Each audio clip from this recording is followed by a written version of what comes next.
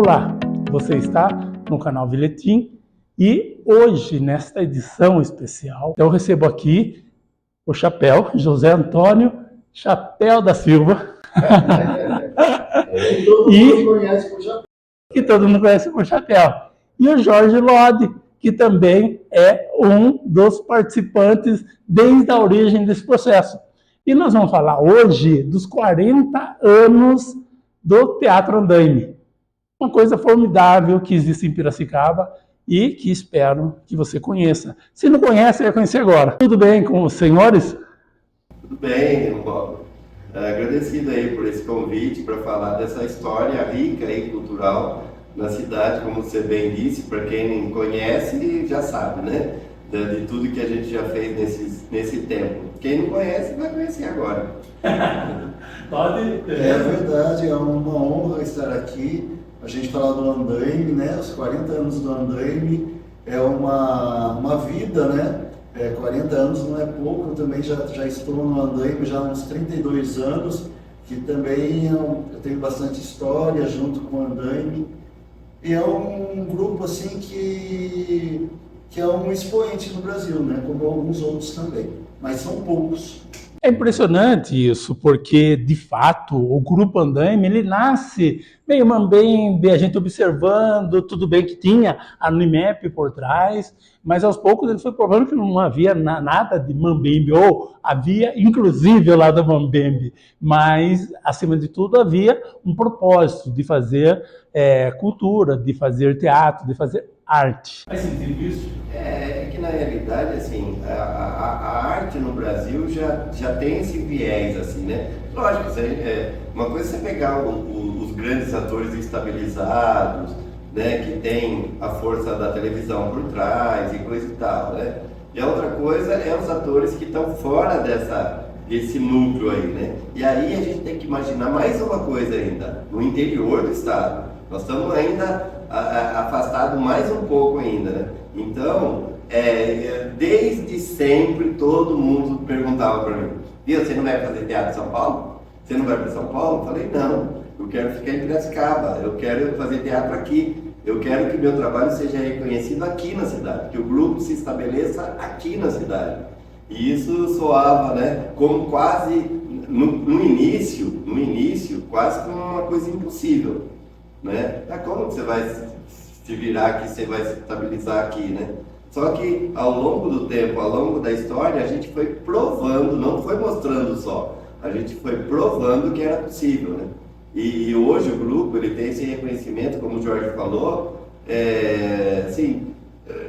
Não é nem só nacional. A gente já esteve, inclusive em outros países, mas quando fala nacional, as pessoas falam: nossa, mas nacional sim, a gente tem contato com coletivos de vários estados brasileiros, já se apresentou em 7 estados brasileiros, além da capital federal. Então, quer dizer, a gente está aí, Tá no mundo, tá no mundo.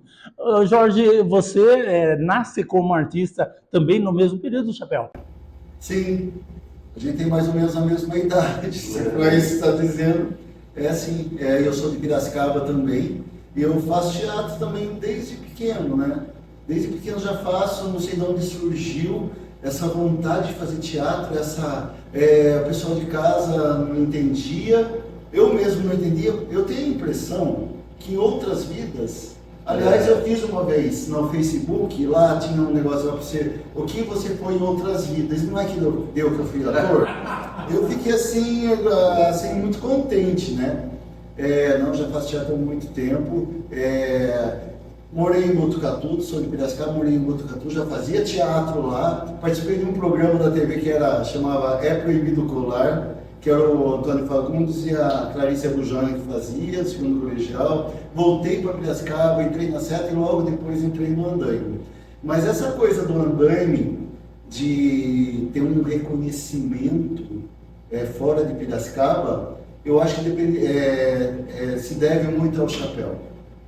Porque o grupo, se não tivesse o Chapéu, eu acho que não teria esse reconhecimento. Porque o Chapéu ele batalha, ele vai atrás, o grupo é conhecido, o grupo Andaime é muito conhecido. mas o chapéu é mais conhecido que o andaime. Eu acho, tenho essa impressão. Ô, Chapéu, mas é legal a gente fazer um retrospecto disso daí e contar o homem chapéu, o menino chapéu praticamente, que teve uma trajetória vagarosa e de repente em Piracicaba você foi se transformando, ganhando espaço. Eu acho que o Jorge fala, eu agradeço, né, esse olhar do Jorge, mas eu acho que é um coletivo, né, também, porque eu sozinho não ia chegar a lugar nenhum, né, então tem um coletivo junto, as pessoas que acreditam no trabalho, todos que acreditaram, que passaram pelo grupo, que estão até hoje, porque acreditam no trabalho, né, então isso é importante, né, e assim, o Jorge fala, eu faço teatro desde pequeno, eu também faço teatro, fiz teatro na escola, fiz teatro na igreja antes de chegar na Unimep, né? Então é desde pequeno, né? Mas na universidade mesmo, que foi aonde eu assim falei, não, agora eu vou viver de teatro, que é uma outra situação, né? Uma coisa é você trabalhar com teatro, outra coisa é você viver daquilo, na Unimep. Daí foi meio casual, assim, se for ver, né? Porque eu entrei na faculdade, não tinha dinheiro para pagar a mensalidade, né? Todo mundo sabe que a Unimep tinha uma mensalidade e não era tão barata assim, né? E eu precisava me virar de alguma forma. E foi aí que eu fiquei sabendo que o teatro tinha uma bolsa e... Só que eu fui, logicamente, interessado na bolsa, mas eu fui com o ímpeto de falar, não, vou fazer mesmo, vou fazer de verdade, não vou fazer só pela bolsa, vou fazer porque eu acredito, né? E aí, isso fez com que em 6 meses eu já estivesse trabalhando como estagiário no setor de teatro. Então, quer dizer, foi muito rápido essa transformação. E em 2 anos eu já estava assumindo o posto de coordenador do teatro. Diga em que anos nós estamos aí e o que é ser um coordenador de teatro na Unimep na ocasião, porque você entrou para fazer jornalismo, correto? Sim. E você ingressa num ambiente que tem nome, tem representantes. Eu entrei em 84 para fazer a faculdade de jornalismo, né? Eu era funcionário público na época, eu trabalhava no SEMAI, né?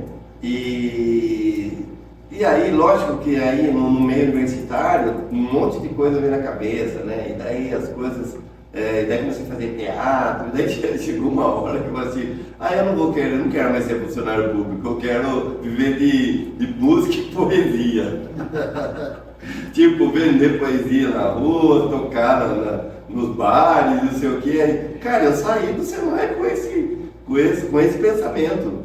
Assim, saí e fiquei sem nada. Não tinha a menor ideia do que tinha para enfrentar. Eu acreditava que aquilo ia dar certo. E por muita sorte, assim, 6 meses depois dessa decisão meio de jovem, adolescente, surgiu uma vaga no teatro da universidade, né? O Maestro Antônio, eu já trabalhava, já era estagiário, né? E aí ele chegou e falou assim, viu, olha, surgiu uma vaga aqui no teatro, né? Aí eu falei, Antônio, eu não tenho a menor condição de assumir esse posto, eu não tenho bagagem, não tenho experiência, não tenho formação. Ele ficou meio assim, tipo, tá bom, né? Passou um tempo, passou um ano. Cara, surgiu a vaga de novo. E aí o Cantone, ele foi decisivo mesmo. Ele chegou, Chapéu, surgiu a vaga de novo aí, e essa vaga é sua e eu não aceito não. O Cantone era o coordenador do NUC. Foi nesse momento que passou a chamar Núcleo Universitário de Cultura. Porque na realidade isso em 84, né? Em 86 que passou a ser Núcleo Universitário de Cultura. Porque antes era setor de teatro e coral. Era separado e cada um vivendo o seu... Isso porque as atividades culturais da universidade começou em 80, né? Então, em 80 e eu entrei em 84. E em 86, vou falar uma palavra meio nova para a Unimep, né? Numa crise da Unimep, em 86, né? Que daí eles queriam acabar com o teatro, fechar o teatro, Daí a gente já, né, bom, era período recém saindo, assim, abertura política, né? Estava vivendo isso, né? Tá vivendo o fim da era Sarney. E a ditadura, na realidade, né? 84, assim, direta já, todo esse movimento. Daí, a gente do teatro também era bem espertinho na época, né? Falei assim, ó, eu acho que o jeito é se unir ao coral, né? Unir o coral, o teatro e o coral e formar um núcleo de cultura. E isso deu garantia para o teatro continuar. Então, 84, eu acho que a gente estava ainda no tempo daquele homem que adorava cavalo. Como que era o nome dele? O Figueiredo, era nesse período. E depois que houve direta já, o Tancredo assumiu, não é isso? Foi eleito, mas não assumiu. Não assumiu porque morreu. E o Sarney, que era vice, assumiu o poder, e nós estamos no meio para frente dos anos 80. Período, por sinal, que a cidade estava borbulhando ideias, borbulhando política, borbulhando tudo. Falando um monte de coisa acontecendo, né? Piracicaba, ela tem um pouco no DNA isso aí, né? Essa coisa dessa... Culturalmente é um negócio, né? Efervescência em todas as linguagens, na música, na dança, no teatro, nas artes visuais, na literatura. É impressionante essa cidade, cara. Tem hora que eu fico falando, mas de onde vem tudo isso, né? Vem do Rio. E vem do tempo passado, né? Do século XIX, né?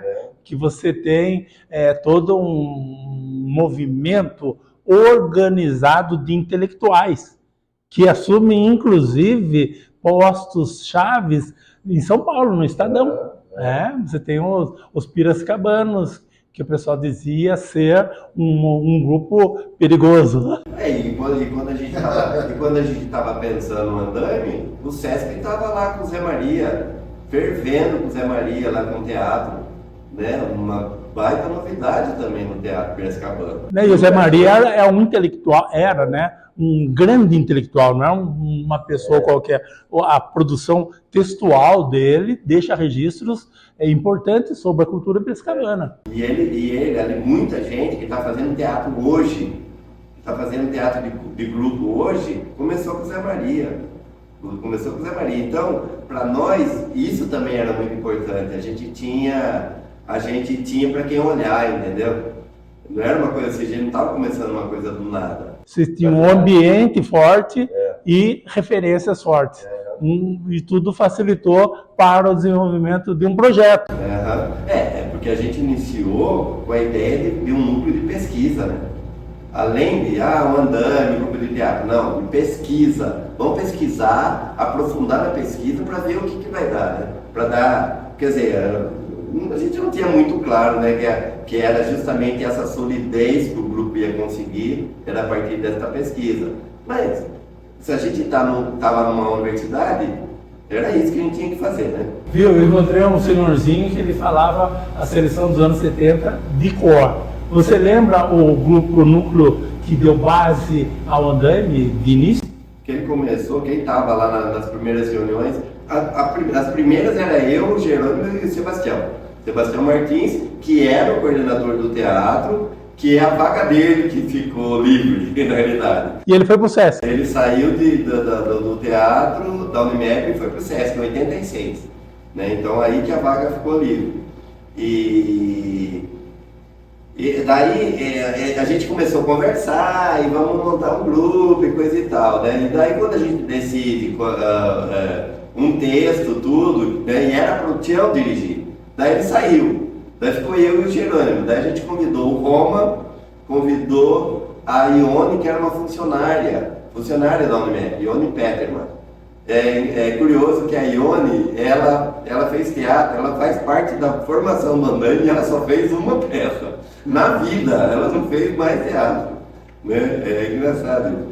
E depois o Roma saiu e nós convidamos o Fernando Kuder, que é esse cara do Rádio Comida, que faz um baita sucesso aí com essas improvisações aí, que é muito legal. E aí foi esse, daí tinha o Alacir, que estava junto, o Chiquinho, Francisco Araújo já estava rodando também, já estava por perto, e a gente constituindo esse núcleo aí, né? E a primeira peça, qual que foi? O Diabo e o Homem, o nome original do texto é O Diabo e o Homem na Fazenda Brasileira. Mas como que era uma discussão agrária, a gente estava saindo da ditadura, a gente cortou fazenda. Falei, ó, se colocar fazenda aqui, amanhã cedo nós já estamos, pode ser que a gente esteja em outro lugar, né? A gente cortou e ficou O Diabo e o Homem à Brasileira, né? Para quem não conhecia o texto, Passou. tá tudo certo. E foi sucesso logo de cara ou... A gente já saiu da cidade, né, com o primeiro espetáculo, que era uma coisa assim, se pensar um grupo, nos anos 80, um grupo iniciante, né? Viu, você monta a peça, apresenta. Até hoje tem vários grupos que começam que se apresentam na cidade, né? Não sai no primeiro momento. Cara, a gente já saiu, foi apresentar no SESI em Sorocaba. Não era também qualquer apresentação, era no SESI, né? Porque o SESI, o SESC, o SENAC, eles têm uma estrutura, então eles têm um critério, avaliação e coisa e tal, né? E a gente foi, cara, apresentou lá, apresentou em outra cidade também. A gente chegou até a participar da seleção do festival estadual da Cotaesp. Só que não conseguimos, né? Na época.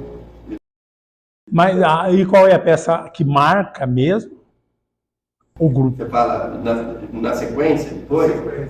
Na sequência nós montamos o Santo Milagroso, que daí já seguiu mais, né? Já fomos para vários outros lugares, daí já participando do festival com o Santo Milagroso, já começamos a ganhar prêmios, né? Daí já estava mostrando uma solidez, né? E daí depois disso veio as desgraças, que daí a gente começou a ganhar festival, não era prêmio, mas ganhar festival, Pequenino Grande Areia, aí o Carlos ABC já estava trabalhando com a gente, né? Daí Pequenino Grande Areia também a gente ganhou vários festivais, ganhou vários prêmios, e aí vem o divisor, né? Divisor de águas, que é o lugar de peixe pardo. Aí o Jorge já pode falar. Jorge, agora abriu para você, porque é o momento que você entra em ação. Nesse momento, mas é até gostoso ouvir a história, né, contada pelo Chapéu, né, porque eles são, né, a base, né, que começou tudo isso. Daí eu entrei, eu estava na Seta, eu estava numa peça. Explica o que é Seta.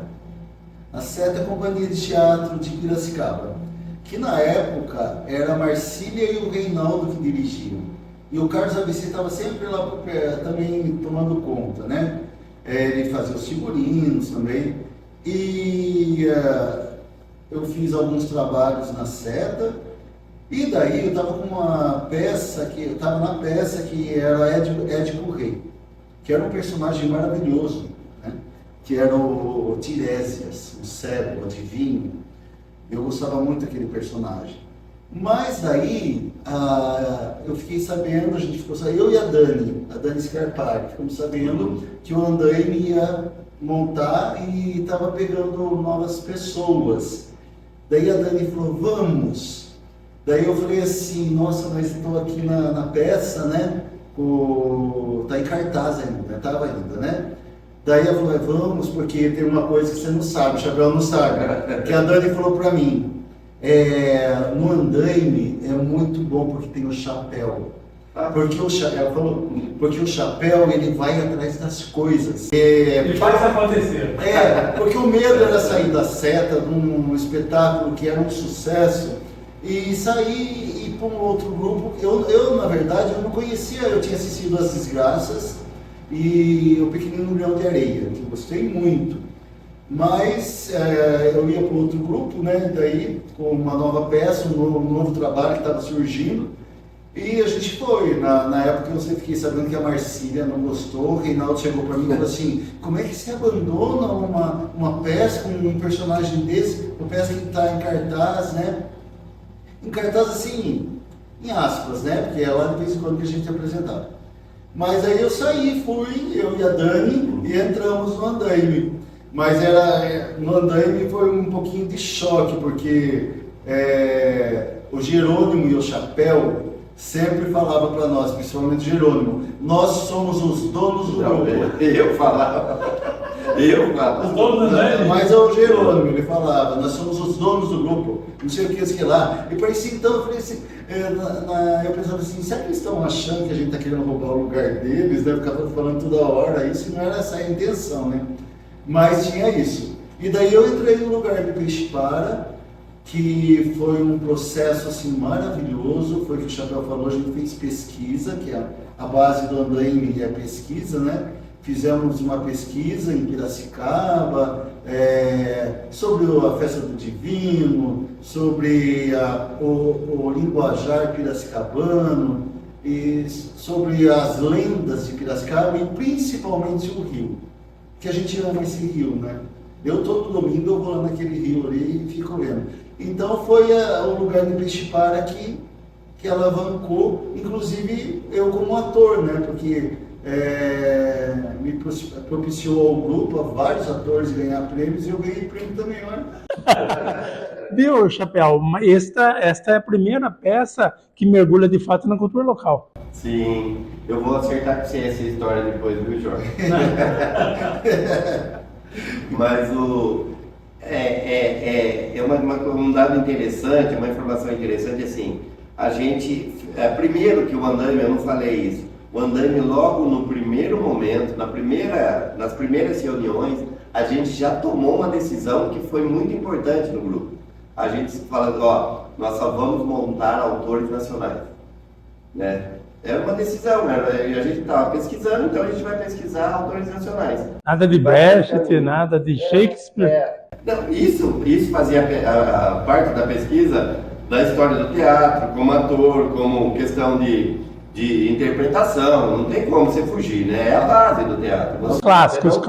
Alguns exercícios cênicos, a gente fazia. Você não pode. A gente teve estudo do Artaud, que eu achei maravilhoso um período que a gente fez, sabe? Eu acho até que deveria apresentar mais esse estudo. E fizemos, né? De Brecht mesmo fizemos também. Mas em termos de espetáculo, a gente decidiu montar autores nacionais. Era uma decisão nossa. E no lugar de Peixe-Para, a gente tomou uma decisão ainda mais profunda, que era pesquisar a nossa cultura, a nossa identidade, a cultura da nossa cidade. Cara, isso foi de um assim, não só no sentido de abrir portas, mas de uma referência para outros coletivos. Então a gente começou a descobrir outros coletivos. São José dos Campos montou peça, o nome inclusive era Onde o Rio Fez a Curva. Nós trouxemos eles, apresentaram aqui em Piracicaba. Um grupo de Santos fez pesquisa também sobre a cidade, e tantos outros grupos, em dramaturgia também, muitas dramaturgias começaram a surgir, falando do seu local, da sua cidade. É a máxima, né? Fale da sua aldeia. Seja universal, fala do seu local, do seu quintal, entendeu? E isso estava na nossa mente. O Carlos também auxiliou muito nesse sentido, né? Porque o Carlos também sempre foi um defensor da cultura piracicabana, né? Então, uma outra coisa que foi muito legal, porque foi facilitando, né? A gente tinha o Cecílio, a gente tinha o João Chiarini, a Marli, cara, a gente foi beber nessas fontes. E o Elias era vivo, Mioseca era vivo, Pedro Chiquito era vivo. Cara, toda a galera da cultura popular da cidade, que levantava a cultura da cidade, a gente podia conversar, sentar, trocar ideia, perguntar, né? Então, tanto de base como a Marli, de base acadêmica, do Cecílio, base de leitura de livro, como a base popular mesmo, né? Fez a vida inteira, de pai para filho, né? Da congada, do samba de lenço, tudo isso a gente foi ver o que era. E absorveu em profundidade, de primeira, como se diz, com a matriz mesmo, né? E na pesquisa do Peixe abriu para várias possibilidades de outras pesquisas, né? Que depois a gente foi desenvolvendo, né?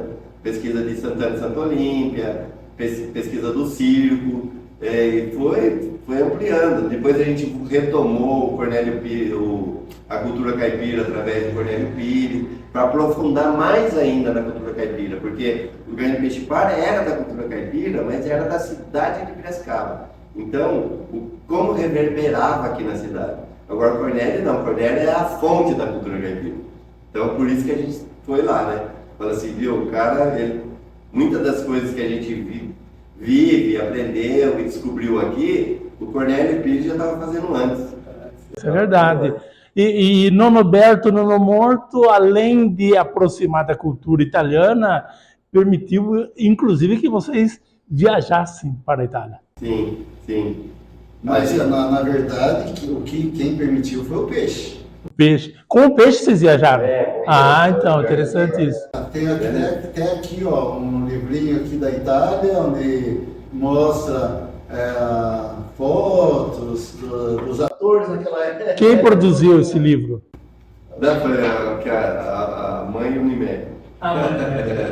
Então, falando do peixe, o que é interessante também, que a gente tinha medo no começo de apresentar a peça em outras cidades, em outros locais, em outros estados, e o pessoal não entender. Mas aonde... Dialeto e também toda essa cultura que é mostrada no peixe. Só que fomos para o Paraná, Florianópolis, Blumenau, onde a gente ia... Pro Rio, as pessoas, pro Rio, tanto é que ganhou o prêmio de melhor espetáculo, lá eu ganhei o prêmio de melhor ator. Mas aonde a gente ia, ou ganhava como melhor espetáculo, o pessoal ficava encantado. Todo mundo entendia. Todo mundo entendia. E fomos até para a Itália, onde falamos em português. Não, falamos no dialeto, né? Mas dialeto, piracicabano. O pessoal assistiu, só que depois tinha o rapaz lá, né, o que estava lá, e ele traduziu algumas coisas que eles não entenderam, mas, no geral, eles entenderam a moça do Rio, eles não entendiam muito bem as piadas, né, do caipira, do pescador, né, que daí precisou explicar para eles. Mas é uma peça que funcionou de Piracicaba para a Itália. Assim, orgulho. E com que caminho? Qual foi o caminho para chegar lá?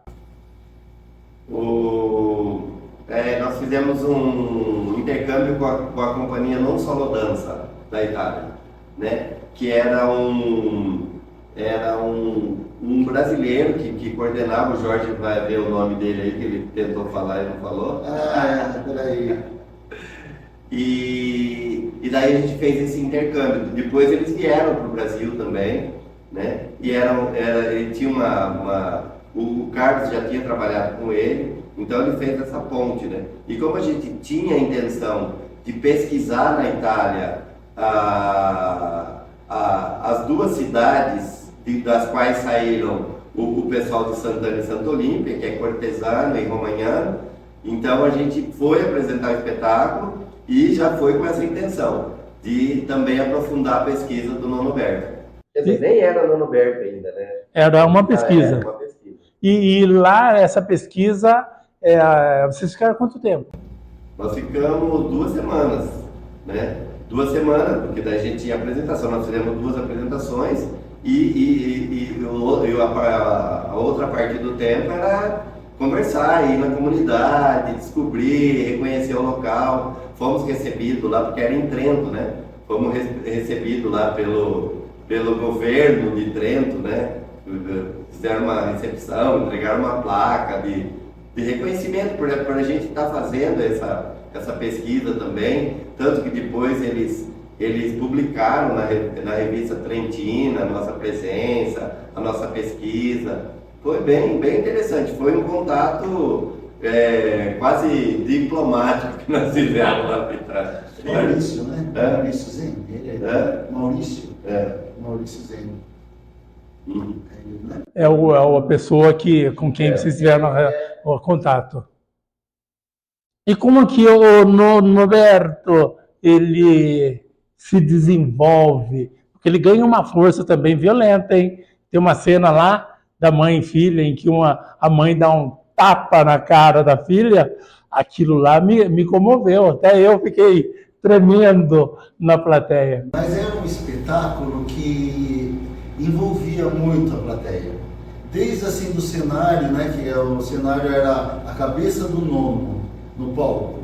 E tinha um momento da peça que judiava muito da gente na hora de montar, né? Que era um céu. Tem um momento que o nono começava devagar, assim, e apagava todo o teatro, ficava tudo escuro e acendia um céu em cima da plateia. Então, tudo isso era muito envolvente, causava catarse no público. Coisas de Carlos ABC. Não, aí já era outra direção. Mas só retomando a questão do contato ali, o Maurício, que o Jorge fala, ele também estava na assessoria, mas a pessoa, o contato que eu falei que era do Carlos ABC é o Reinaldo Otero, ele que era da Não Solo Dança. E outra pessoa também muito assim, que a gente ficou muito amigo, que foi muito responsável, foi a Antonella Vanzo. Sim. Né? Quer dizer, foi assim, foram duas pessoas centrais nessa nossa ida para a Itália, né? A direção do Nono Berto foi do Chiquinho Medeiros, que ele é um diretor de São Paulo, ele trouxe toda a equipe, cenógrafo Márcio Medina, que trabalhava, inclusive, trabalhou no núcleo do Grotowski, lá no núcleo Pontedera, lá na Itália, né? E o Abreu, que é também um dos dramaturgos mais reconhecidos brasileiros. E o Abreu, agora, nesses 40 anos dessa mostra, ele esteve aqui, a gente trouxe ele para uma palestra, e ele falou uma coisa, assim, primeiro ele falou assim, eu não vejo estreias, porque ele é dramaturgo, escreveu para o Galpão, para vários grupos, assim, bem reconhecidos no país, né? E ele falou, não vejo estreia, mas no Nono Berto eu abri uma exceção, eu vi. E eu estava sentado, o Jorge estava falando do céu, ele falou assim, nossa, foi uma das coisas mais maravilhosas que eu presenciei. Eu estava sentado na plateia e aí uma criança falou para a mãe, eles abriram o teto do teatro, porque o céu dava essa sensação, que era uma coisa assim, parecia que não tinha mais teto, né? Você estava vendo estrela. Então, mas um tipo de técnica, digamos assim, de um grupo profissional que já trabalhava nos grandes centros, isso só foi possível depois que vocês provaram que o Grupo Andaime, de fato, tinha solidez e propósito. Para a gente convidar essas pessoas, porque eu estou falando de pessoas muito renomadas, né? Então, para eles aceitarem, vir trabalhar com um grupo do interior lá, porque a gente já tinha andado por alguns festivais, eles já tinham assistido o trabalho do grupo, não era uma coisa assim, não conheço, né? Eles já conheciam o grupo. Então eles aceitaram porque eles já sabiam que a gente tinha uma pesquisa sólida. O Abreu, ele tem vários livros publicados e tem livro sobre a história dele, né, publicado pela Secretaria de Cultura do Estado, sobre as obras, né? E está lá, o Comovento e o Nono Berto fazem parte dessa antologia de textos que é atrás dele, né? Então, quer dizer, para nós é também um reconhecimento, né? Uma garantia que o caminho é esse mesmo, é o caminho correto. Nessa altura, acho que você já olhava assim para sua mãe e dizia, não falei que eu ia viver de poesia e teatro? Falei para mim só, não falei para ninguém. Porque se eu falasse para ela, tá doente, menino? Vai trabalhar, rapaz. Mas é uma coisa assim, são sonhos, né, que a gente guarda com a gente, né, e que depois a gente vai vendo, olhando para trás e fala, caramba, né, não pensava que ia chegar nesse lugar, né.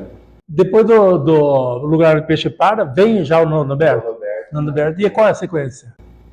Porque assim, quando eu falei lá, primeiro o Diabo e o Homem à Brasileira, depois vem o Santo Milagroso, todos os autores nacionais, né, depois As Graças de uma Criança, quando a gente estava estudando, né, o autor, a dramaturgia, o Martins Pena, tem um escrito lá, alguém que escreveu sobre o Martins Pena, ele falou assim, se perder todos os livros de história do Brasil e ficar só os textos do Martins Pena, vai dar para a gente entender como era o Brasil naquele período, né, começo do século XIX, mais ou menos, sabe?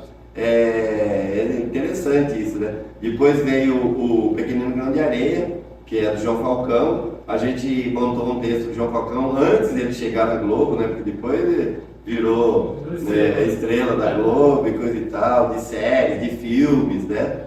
A gente esteve na casa dele, lá em Recife, antes dele vir para São Paulo. Depois eu estive na casa dele em São Paulo, quando ele chegou. Depois ele nem ficou em São Paulo, ele foi para o Rio, né?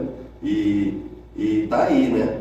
E depois, na sequência do Pequenino Grão de Areia, Lugar de Peixe Para. Daí foi a trilogia, Lugar de Peixe Para, Nonoberto e Comovento. O Lugar de Peixe Para, que abriu essas portas pra gente, né? Daí o Comovento e o Nonoberto foi criado pela mesma equipe. Foi assim em termos de estrutura, eu diria assim, estrutura geral de produção, a gente atingiu a Lei Rouanet na época, conseguiu patrocinadores da cidade que a gente nem imaginava, parcerias com hotéis, com restaurantes da cidade, com publicidade. Foi assim, o Nonoberto e o Comovento, até por conta dessa equipe também que trabalhou, que era uma equipe altamente gabaritada. A gente tem uma história curiosa, não sei se o Jorge lembra dessa. O figurinista, o Márcio Medina, na época do Nonoberto, ele estava trabalhando com a gente, né, fazendo cenário de figurino pra gente e fazendo figurino de uma peça da Cláudia Raia, né? E foi assim, a gente achando o máximo, porque a gente, pela primeira vez, a gente estava indo comprar tecido lá em Americana. Assim, chegando na loja falando, eu quero esse. Atacado. Eu lá só acompanhando, falei, nossa, é nóis. Lá em Americana. E sabe onde que ele foi comprar o tecido para fazer o figurino da Cláudia Raia? Em Paris. Falei, acho que a gente está um pouco longe aí. Foi comprar uns veludos lá em Paris para fazer o figurino da Cláudia Raia. Falei, ó, então, para a gente quantificar também, né? Talvez seja a diferença da perna, Chapéu. Pode ser. Não dá para competir, não dá para competir, não. Mas era para nós era um super avanço, né? E depois, eu acho que a partir daí também, daí o grupo já estava solidificado, assim, tem uma história legal assim também. A gente foi com o Lugar de Peixe Para, foi com o Nonoberto e foi com o Comovento. 3 espetáculos seguidos, nós fomos para o Festival de Blumenau, que era um festival assim, era nacional mesmo, né? E era universitário, né? Então a gente estava concorrendo só com os núcleos das universidades, das faculdades de teatro e artes cênicas, da USP, da Bahia, do Rio de Janeiro, cara, da Unicamp. Cara, nós chegamos num Lugar de Peixe Para e ganhamos um festival, cara. Os caras acreditavam, entendeu? Daí a gente foi, no segundo espetáculo, com o nono, já tinha um público de Blumenau que foi para ver o andaime. E no Comovento, então, sabe, a gente fez vários amigos lá que eles conheciam o trabalho do grupo, eles iam para ver o trabalho do grupo. O Nonoberto foi para a Itália. Não, o Nonoberto não. Foi o Lugar de Peixe Para. Depois a gente. Eu vou contar essa. A gente foi para a Itália, a gente estava com a pesquisa do Nonoberto, eles estavam muito interessados. Teve esse encontro lá no governo da província de Trento, tudo caminhando. Só que para apresentar lá, eles pediram um texto. Daí quando a gente mandou o texto, no texto não era uma peça sobre os italianos, era uma peça sobre os tiroleses. E no meio da peça falava: Tirol nem para Itália e nem para Áustria, Tirol para o Tirol. Que era a minha fala do personagem. Aí cortado. A conversa, depois que foi o texto, a conversa esfriou e não teve mais nada. Olha que incrível, né? Censura brava. E é uma coisa assim, você fala assim, não, foi exatamente isso. Quando eu mandei o texto, acabou, esfriou a conversa. E uma coisa que deveria estar sendo apresentada lá, que é o motivo da ida anterior, né? Até inclusive. Porque na realidade, nessa época do Nonoberto, eles nem eram reconhecidos como italianos. Né? A questão da cidadania veio depois. Né? Então, e eles se consideram ainda de uma localidade específica vinculada à Itália.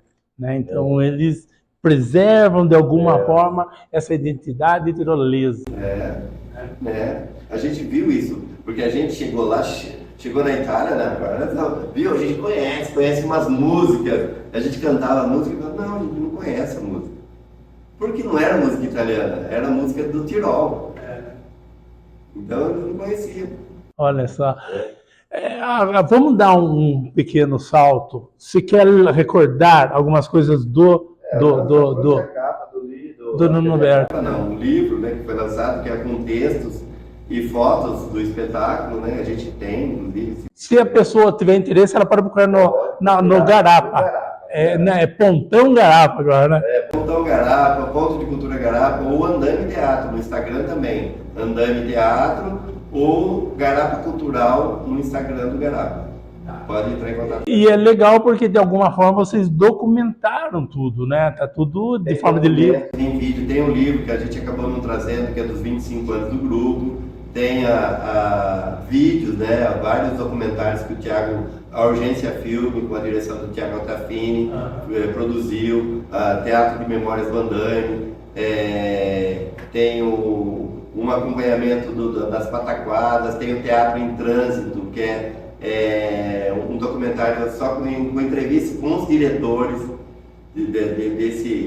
desse ciclo aí do Andaime ao longo dos anos que a gente fez na pandemia. Então tem vários documentários bem interessantes para conhecer. Tem documentários do Plantando Sonhos, são as oficinas que a gente realiza na escola, nas escolas da cidade, mais de 20 anos também. Então tem muito material. Daí quem lá é mais da leitura, tem a tese da Simone Sintra sobre a pesquisa do Nuno Berto, que foi defendida na Unicamp. Tem uma tese sobre o Plantando Sonhos, defendida pela Andréia Giovana, também na Unicamp. Então tem material para todos os gostos. A Simone Sintra é a personagem que tomou tapa na cara. Não, era. Era, porque a Alice... O Lando, aqui, é o pai. O marido da Loreta. Então é a esposa dele que dá o tapa. Então fala aí, Lando. Então, foi nesse burbúrio de sair da Itália ou não, que daí a mãe fica nervosa e dá um tapa na filha. A filha da Loreta, no caso era a Simone que fazia a filha, a personagem, né? E a Andréia Giovana que fazia a personagem mãe. E ela dá um tapa, mas um tapa de gosto mesmo na filha, porque a filha não queria ir, ela queria ficar com a mãe. Né? Daí a filha falou assim, não, você vai. Agora ela mama. Você é a mãe agora. E eu não, né? Eu vou ficar porque já está mais velho, não sei o quê. Você é nova, você vai dar sequência. Tem que sair desse inferno, não é? Aqui, ó, as comunidades, Santana e Santa Olímpia. Legal. Então, esses pequenos saltos é porque você tem agora uma nova geração frequentando o Andaime, participando das peças, dos estudos. Como que você vê essa nova geração, Chicão? A gente tem que passar bastão, né? Porque, né, embora a gente tenha ainda, até agora mesmo, a gente está com Quem Morreu, que o Jorge, eu, o Jerônimo e o Jorge, a gente faz, a velha guarda, né? Mas tem espetáculo já com a pessoal que está chegando, né? Agora, é difícil falar, porque sempre vem aquele saudosismo, que ele, né, fala, que lá era assim. No meu tempo! Porque essas pessoas estão vindo com gás, né? Agora, o que a gente tenta passar para eles, e aí é um dado importante, aí depende do tempo passado, do tempo presente e do tempo futuro. Sem aprofundamento, sem pesquisa, sem estudo, não vai para lugar nenhum, independe do tempo. A gente já mostrou ao longo dos anos que a gente só conseguiu chegar onde a gente chegou porque a gente fez uma pesquisa sólida. O trabalho era sério. Então, se quiser fazer... como a gente fala, o Jorge falou uma coisa, agora eu vou usar a fala do Jorge. Como eu fiz contato com muitos grupos, muitos coletivos, então eu fiquei conversando, sabe, com a turma do Latão, a turma de grupos que é mais ou menos da minha época, mesmo do Galpão e coisa e tal, que eu tive a oportunidade, né, de conversar com o Eduardo Moreira e coisa e tal, e falava assim, nossa, e agora, o que a gente faz, né? Está chegando gente nova, e a gente tá aqui, mais velho. Cara, tem grupo que fala assim, nós aqui, nós estamos usando a grife. A grife é o nome do grupo, né? Então a gente não... Essas pessoas, elas são convidadas, né? Elas trabalham como convidadas, não como integrantes. O andaime ainda a gente está mantendo essa coisa de integrante, né? Não estamos trabalhando com convidados, mas tem grupos que trabalham como convidados, não é integrante do grupo não. Você chegou agora, então você não tem esse direito, vamos dizer assim, né?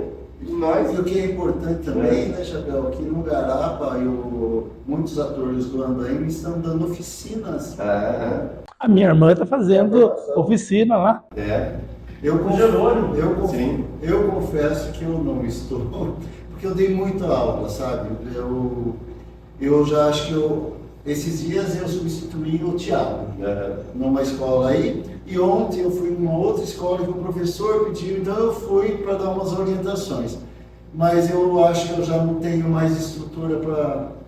Envelheci nessa parte de dar... E o duro que eu percebo que a gente sabe muito, né? O Chapéu, a gente tem muita coisa ainda. Acumulou uma bagagem imensa, né? Construiu uma bagagem. Não sei se é porque eu trabalhei muito tempo com crianças, eu já não... Eu vou, substituo, se precisar um dia, um outro, mas eu não tenho essa energia interior para ter uma sequência. Né? Mas o grupo, sim, o grupo está dando aula. Viu? Mas a gente fala que não é saudosista, isso e aquilo, não quer ser, né? Tenta controlar, mas quando você faz um retrospecto, vocês, né, do tempo e de tudo que aconteceu, bate alguma coisa forte no coração. É inevitável, né? Eu falo muito, hoje mesmo eu estava falando com uma integrante do grupo, né? Eu falo muito assim, eu sempre falei isso, sempre, depois de um tempo, né, de olhar pro trabalho, né? Cara, eu tenho a impressão que a gente não tem noção do que a gente construiu ao longo desses 40 anos. Não caiu a ficha ainda. Não, a gente não tem a real dimensão, sabe? A gente montou espetáculo, a gente apresentou na Itália, a gente apresentou nos Estados Unidos, a gente ganhou prêmios, a gente não sei o quê. Cara, mas eu acho que é mais que isso. A gente influenciou um monte de gente, vários coletivos, a gente... porque fica também essa coisa, porque está falando do trabalho, mas acaba sendo referência, né, para outros coletivos também. Vocês construíram uma coisa sólida que as pessoas precisam conhecer. Mas talvez, acho que aí, o grande lance, isso eu gosto também de trabalhar muito no grupo, né? Sem essa coisa de, porque olha, nós somos, o andaime. Não tem isso, tem trabalho. Se você quiser chegar num lugar, você tem que trabalhar, não tem outro jeito. Né? Então, é um ofício. Mais nesse sentido, é isso aí mesmo, nós fizemos o que tinha que ser feito, não fizemos nada mais do que tinha que ser feito, agora fizemos com seriedade. Concordo sim. Tem uma geração vindo aí, que é essa geração que é muito imediatista, né? Que às vezes, porque a gente quando faz uma peça de teatro, a gente ensaia muito, né? Teatro tem que ensaiar muito, e tem um pessoalzinho aí que quando vê que tem muitos ensaios, já começa a cair fora. É até bom que caia fora, né? Nesse sentido. Se for ver, sim. Mas isso eles não entendem que é uma luta, é uma construção. Vai fazer uma peça, vai fazer um personagem, você está construindo o tempo todo. Por exemplo, eu estou na peça com o Chapéu, com o Jerônimo no Quem Morreu, e eu ainda estou aprendendo sobre esse personagem. Não é fácil, e a gente está sempre construindo, indo atrás, ensaiando, e vamos passar de novo. Agora tem um pessoal, eu sei porque eu dirijo também, eu já peguei pessoas assim, tô cansado, tô com dor aqui, não vou, sabe? E não é assim. Eu lembro do Reinaldo, que ele comentou uma vez na Seta, que ele dava aula aqui na Unicamp também, e ele comentou que ele já achava ruim de um pessoal que às vezes estava com dor de cabeça e não queria fazer. Ele falou, o ator naquela época, né? O ator tal, lá não lembro quem era, estava com AIDS. Estava ruim, ia no ensaio, ele ia fazer, Ele enfrentava a coisa, não então tem corpo mole. não tem corpo mole. Então aí tem muitas pessoas que às vezes Na abertura da mostra que nós tivemos de 40 anos, uma atriz que era que fez parte do Arena, né? Com o Dito Guarnieri, com Fernando Peixoto, com Juca de Oliveira, com toda essa turma aí, quase 80 anos, a mulher está fazendo quimioterapia. A mulher estava em cena. Eu duvido alguém na plateia que falava que aquela mulher estava doente. Quer dizer, tem algum doente. Ou seja, a capacidade dela de se transformar é gigante. Sim, demais, assim. É o ofício, né? É o trabalho, é o gosto, é a questão de você estar ali inteiro, vivo, firme e forte, né? É isso. Vocês perderam algum dos veteranos? Perdemos. Quem que? A Nelma. Nelma, da Vera Clara.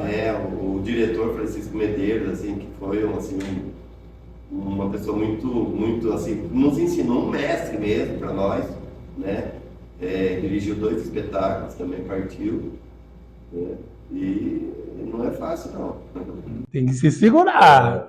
E se você fosse fazer uma previsão do futuro do andaime, o que você vislumbra? Isso, ela vai. Eu acredito, eu tenho fé, tenho esperança que devido à base que, eu vou falar de novo, que o Chapéu e o Jerônimo construíram, é uma base muito sólida. E eu acho que o andaime vai continuar ainda por muito tempo. Tem novas gerações, filha do Chapéu é atriz. Então E está se revelando. Tem um pessoal novo aí, dessas oficinas, que acho que vai continuar. Né? Eu estava vendo, quando eu vi aqui, eu falei assim, nossa, como a gente era novinho. E daqui a um tempo, o pessoal falou assim, lembra o Chapéu que montou, vai ser homenageado. Passou isso por minha cabeça, mas eu acredito que o andaime está bem sólido e vai continuar com esse pessoal. Viu, Chapéu, mas pelo que você falou, das suas referências, você vai até uns 90 tranquilamente.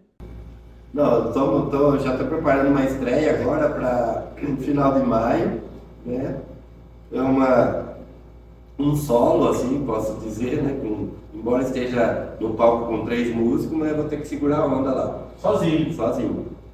Mas, com relação ao grupo, ao futuro do grupo, assim, se as pessoas, se os integrantes que estão chegando, que estão aí agora, se eles entenderem a importância da pesquisa, do estudo, da formação, da base, da solidificação, o grupo tem ainda uma vida pela frente. Ou seja, vocês percebem pessoas com talento ali e com perspectivas boas. Tem. Mas o talento só não segura, não.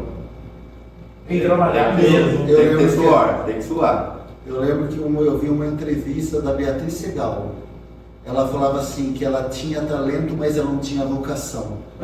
Ela falou isso, porque ela falou que ela não ficava fazendo teatro todo dia, a mesma coisa, assim, lógico, tem mudanças, né? Uma atriz dela que faz muito teatro, e ela falou isso. Ela falou assim, teve uma época que eu achava que eu tinha talento, mas não tinha vocação, porque eu não queria continuar todo dia mesmo fazendo.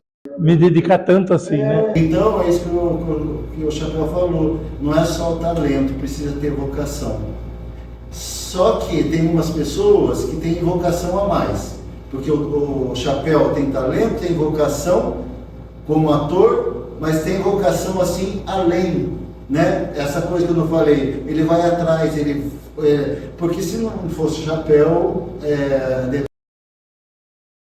Chapéu sabe o que é o ofício. Eu sou um ator, eu sou um artista, aquele que quer fazer teatro, que quer construir o personagem, mas eu sou muito ruim de ir atrás das coisas e batalhar outras coisas.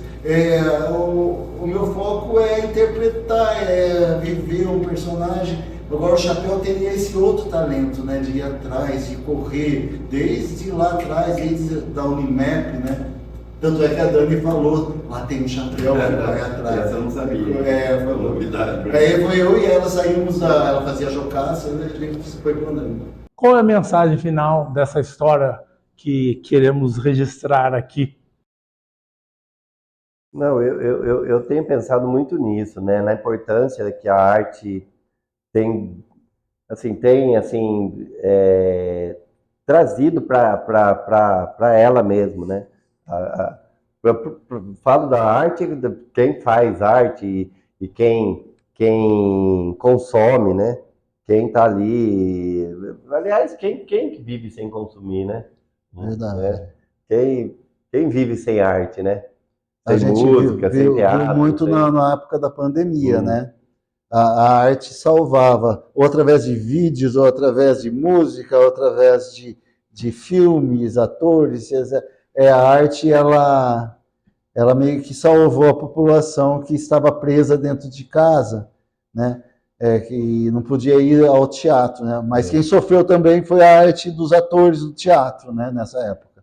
Mas eu vejo assim, nesse momento, né, que a gente tem caminhado para uma individualização, né, essa coisa das redes sociais, e essa lacração, essas coisas, né, essa divisão, né, em termos mundiais mesmo, né, cada um querendo puxar, criar uma verdade, Cara, as pessoas, a arte possibilita o encontro, né?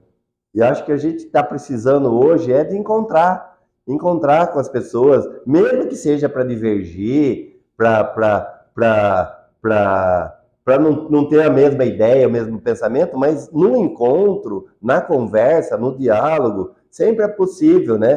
Pelo menos a gente se entender como seres humanos, como pessoas que um precisa do outro.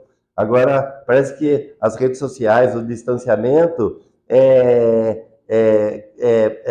cria um abismo entre as pessoas que não é real, né? Então, acho que a arte é o que vai nos trazer para a gente sentir enquanto humano, né? E eu penso o tempo todo com a minha atividade artística. O que eu quero com a minha atividade artística é tocar o coração da outra pessoa. Se eu conseguir isso, eu estou realizado. Eu acho também, vou na linha do chapéu. A gente faz a arte, a gente vai atrás de arte para embelezar a vida. Para embelezar a vida no sentido de trazer beleza, tanto para a gente que a gente precisa, mas para outra pessoa também, né? E quando a gente sente que a outra pessoa está fazendo lá um trabalho como artista e está chegando a uma outra pessoa, é muito gratificante. Encerramos aqui, então, mais uma edição do Projeto Bilhetim e esperamos que você nos acompanhe nas redes sociais e até uma próxima oportunidade.